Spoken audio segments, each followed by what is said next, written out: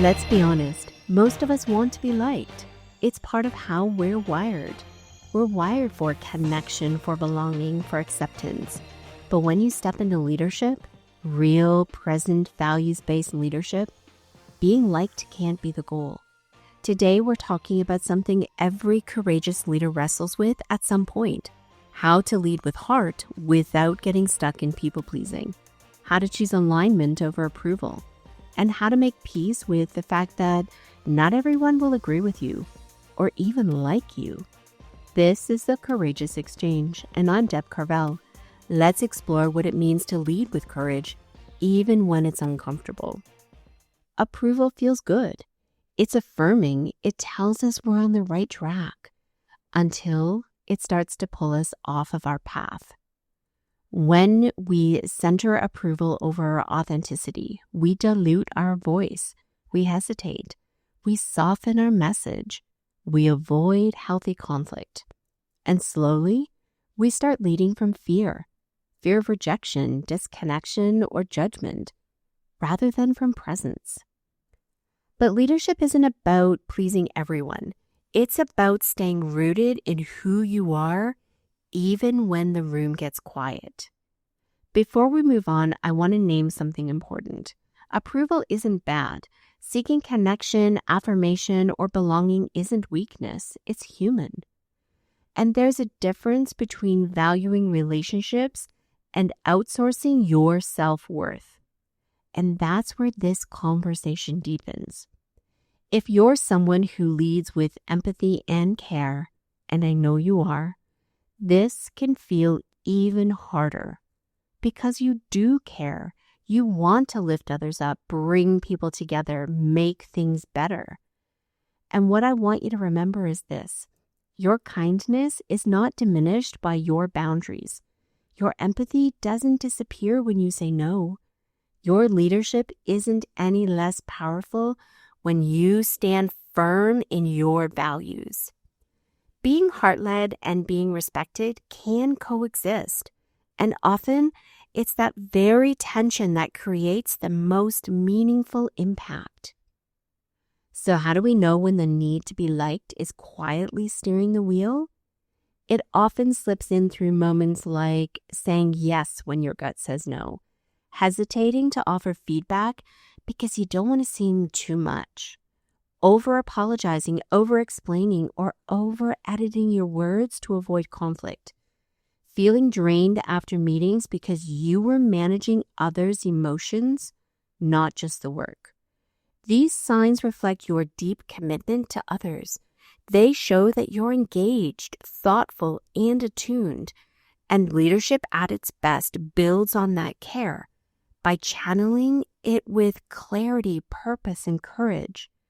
And sometimes the most compassionate thing you can do for yourself and your team is to lead from truth, not approval. And here's something else I want you to know. Before we ever find our voice, we often live in a quieter version of ourselves, one shaped by approval, shaped by politeness, shaped by what we think is expected of us. That version serves a purpose, but it's not the whole story. Let me share a moment from my own journey. Earlier in my career, I was so focused on being the steady, collaborative, warm presence in the room, the one who held the space, supported the team, connected the dots. And that mattered. That was real. That is still how I lead. But there were times I hesitated to speak up, times I questioned whether I was seen as a strategic thinker or just a supportive one. And sometimes I watched my ideas go unnoticed until a male colleague repeated them. And suddenly, the room paid attention. I had to learn that being liked couldn't be my leadership currency, because being liked didn't always mean being heard, and it certainly didn't mean being valued. I started shifting, speaking more directly, naming the discomfort, standing in my own authority, not to prove anything, but to reclaim something. This brings me to a metaphor that has stayed with me through many seasons of growth. And here's what I keep coming back to. Most of us were taught to stay on the paved path. It's smooth, predictable, approved by others. But growth, courage, expansion, that lives in the jungle. When you take a risk on yourself, when you veer off the path and into the unknown, you start leading your way. It's not always easy, but it's yours. And every time you choose courage over approval, you're cutting a path that others will one day follow. You don't just lead in the jungle, you clear it. Let's reframe the fear that often comes up with this work, the fear of not being liked. Because standing in your voice doesn't require you to be harsh, reactive, or rude. Being in integrity doesn't mean being aggressive. It means being aligned. There is a way to speak your truth with kindness, to hold boundaries with compassion, to be direct without being damaging. That's the kind of leadership we're building here, one that models courage and care.